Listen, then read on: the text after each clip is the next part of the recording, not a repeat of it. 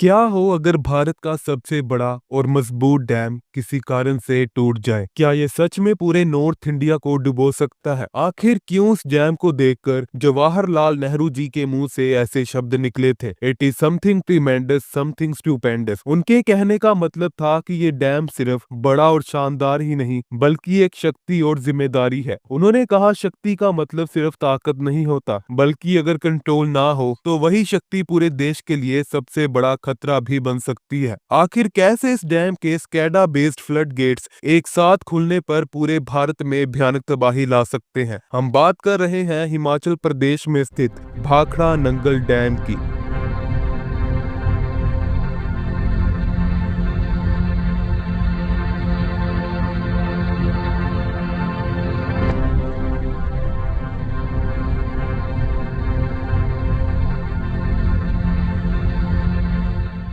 आज हम जिस भाखड़ा नंगल डैम को एक शक्ति का प्रतीक मानते हैं, उसकी कहानी शुरू होती है एक ऐसे भारत से जो भूखा था, कमजोर था और नया नया आजाद हुआ था। भाखड़ा डैम का आइडिया ब्रिटिश टाइम में अंग्रेजों द्वारा सोचा गया था, लेकिन आजादी के बाद भारतीयों द्वारा इस आइडिया को एक सपना और सपने से एक हकीकत में बदला गया। आजादी से पहले पंजाब और हिमाचल में बार बार फ्लड देखने को मिलते थे, कभी ज्यादा पानी तो कभी भयानक सूखा। इससे होता कुछ यूं था कि ज्यादा पानी के बहाव से तैयार हुई फसल बह जाती थी या फिर सूखा पड़ने से फसल बनती ही नहीं थी। इसका सीधा असर इन दोनों राज्यों के अनाज उत्पादन पर पड़ता था। अंग्रेजों ने देखा कि सतलुज नदी का पानी या तो तबाह होता है या फिर तबाही मचाता है, जिसके चलते अंग्रेजों ने इस समस्या का एक स्थायी समाधान खोजना शुरू कर दिया और आखिर में ये निर्णय लिया गया कि सतलुज नदी को नियंत्रण में रखने के लिए इस नदी पर एक बैरियर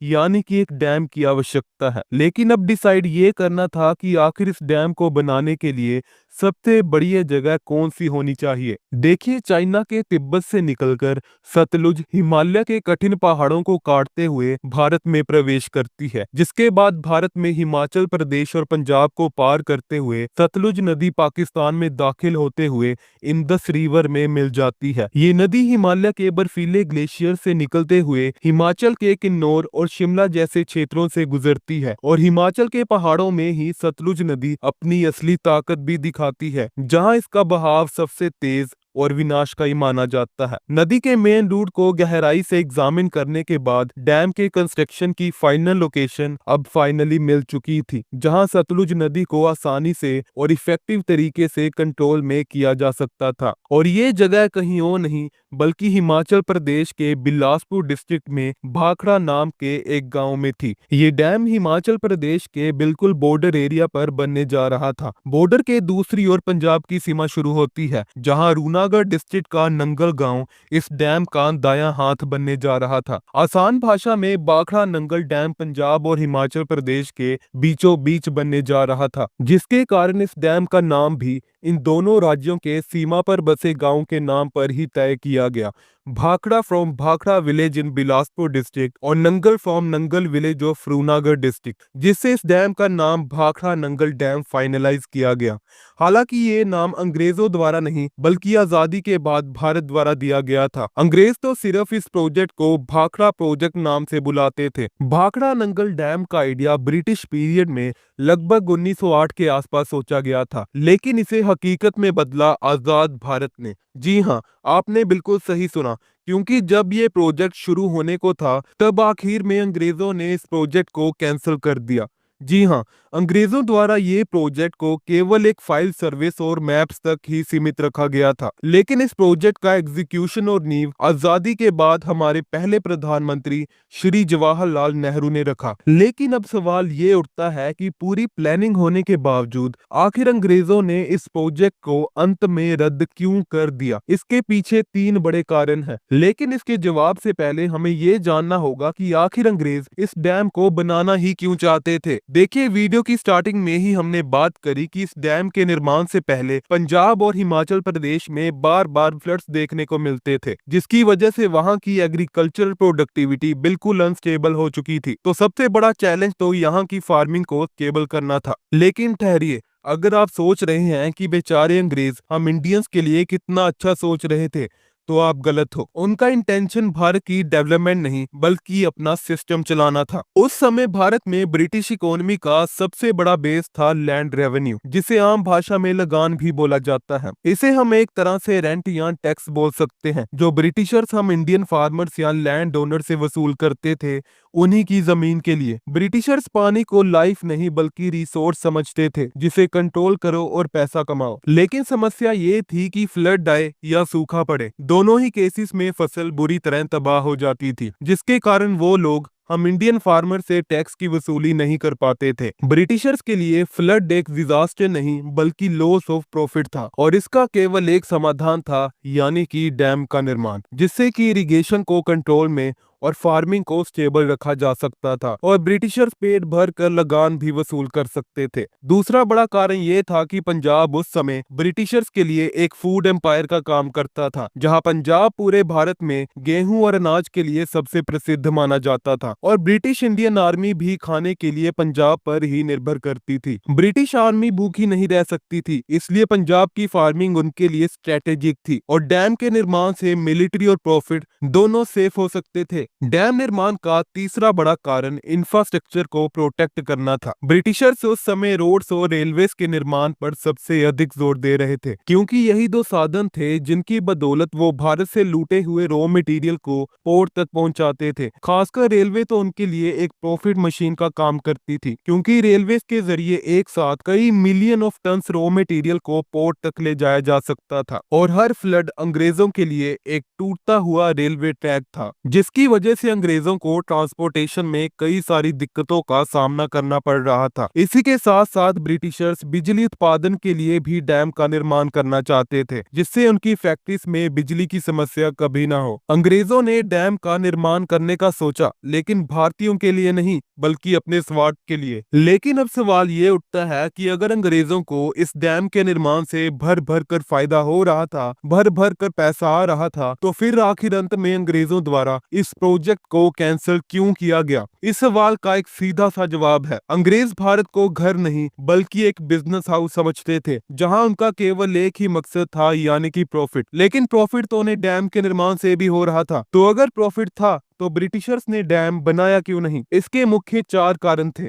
पहला, प्रोजेक्ट बेहद महंगा था। दूसरा, इसमें लॉन्ग टर्म इन्वेस्टमेंट चाहिए था। तीसरा, रिटर्न्स कई सालों बाद मिलना था, और चौथा, अंग्रेजों को भारत छोड़ना था। अब आइए इन चारों कारणों को एक साथ समझने की कोशिश करते हैं। देखिए, अंग्रेजों को ये बात अच्छे से मालूम थी कि भाखड़ा जैसे एक विशाल डैम के निर्माण के लिए कई हजारों करोड़ों की लागत चाहिए होगी, और अगर ब्रिटिशर्स एक बार के लिए इतना खर्च करने की मंजूरी दे भी देते, लेकिन उन्हें पता था कि ये डैम निर्माण एक लॉन्ग टर्म इन्वेस्टमेंट होने वाला है, यानी कि इस प्रोजेक्ट को खत्म करने के लिए कोई 1-2 साल का समय नहीं बल्कि पहाड़ों में इस प्रोजेक्ट को कम से कम 15-20 सालों का समय लगने वाला था, यानी कि अंग्रेजों को इस डैम का फायदा भी 15-20 साल के बाद ही मिलना था। लेकिन ब्रिटिशर्स भारत में लॉन्ग टर्म इन्वेस्टमेंट करना ही नहीं चाहते थे, क्योंकि 1900 के दशक तक आते आते चाहे फार्मर्स हों, वर्कर्स हों और चाहे स्टूडेंट्स हों, सब ब्रिटिश रूल के खिलाफ आवाज उठाना शुरू कर चुके थे। और दूसरी तरफ 1915 के बाद महात्मा गांधी ने अंग्रेजों के खिलाफ नॉन कोऑपरेशन और सिविल डिसोबीडियंस जैसे मूवमेंट्स चलाए, जिससे ब्रिटिशर्स को भारत में रहना और भी मुश्किल होता जा रहा था। और वही 1915 में हुई वर्ल्ड वॉर 2 में भी ब्रिटिशर्स को आर्मी और पैसा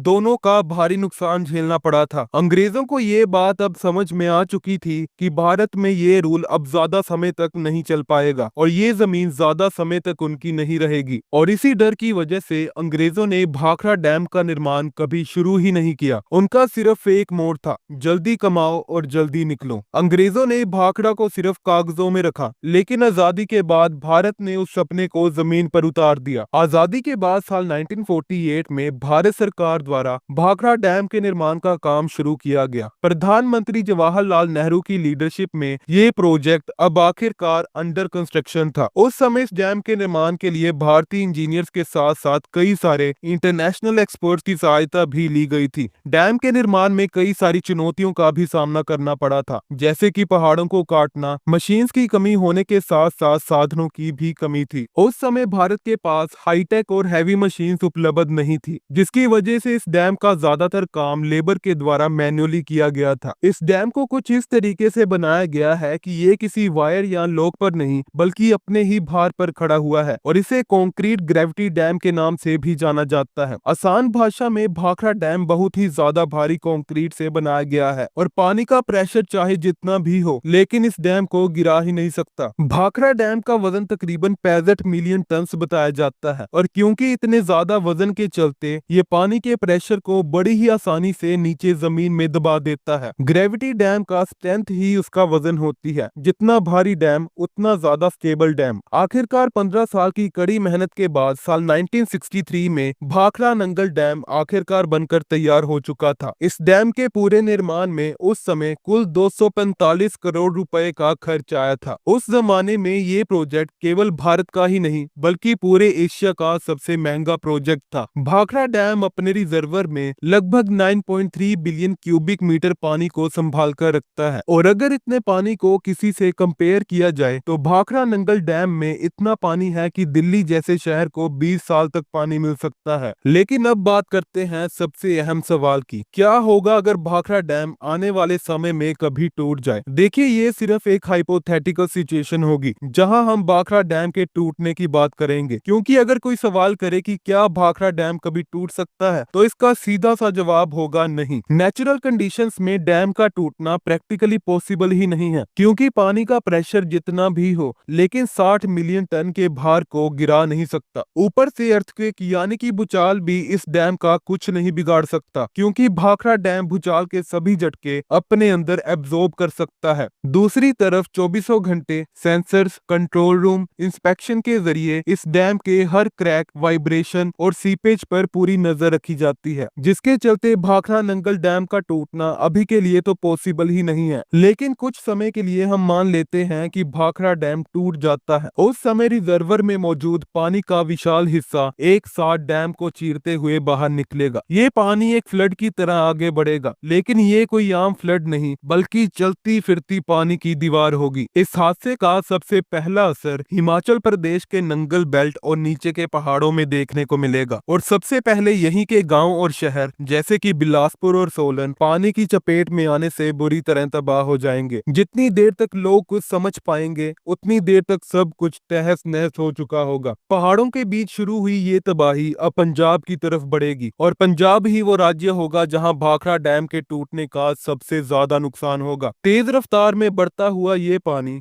सतलुज बेल्ट के सभी शहर और गांव को बुरी तरह अपनी चपेट में लेगा और सबसे ज्यादा तबाही पंजाब के रूपनगर, लुधियाना, जलंधर, फिरोजपुर, फिल्लौर, कपूरथला और कई बड़े गांव और मंडी एरिया में देखने को मिलेगी। इसके अलावा हरियाणा के यमुनानगर, अंबाला और राजस्थान के श्रीगंगानगर और हनुमानगढ़ जैसे शहरों में भी इस बाढ़ का थोड़ा बहुत असर देखने को मिल सकता है, लेकिन पानी से नहीं बल्कि पानी की कमी से। इस तबाही का मंजर केवल भारत में ही नहीं बल्कि पाकिस्तान में भी देखने को मिलेगा। जैसे कि सतलुज रिवर भारत से होते हुए पाकिस्तान में दाखिल होती है तो पाकिस्तान पंजाब के सतलुज बेल्ट में आने वाले सभी शहर जैसे कि कसूर, ओकारा, बहवाल नगर और आसपास के सभी गांव तबाही की चपेट में आ सकते हैं अगर समय रहते पानी को नियंत्रण में नहीं रखा गया। दोस्तों आपको ये हमारी वीडियो कैसी लगी कमेंट में जरूर बताइएगा। अब मिलते हैं एक ऐसी ही रोमांचक वीडियो के साथ, तब तक के लिए नमस्ते।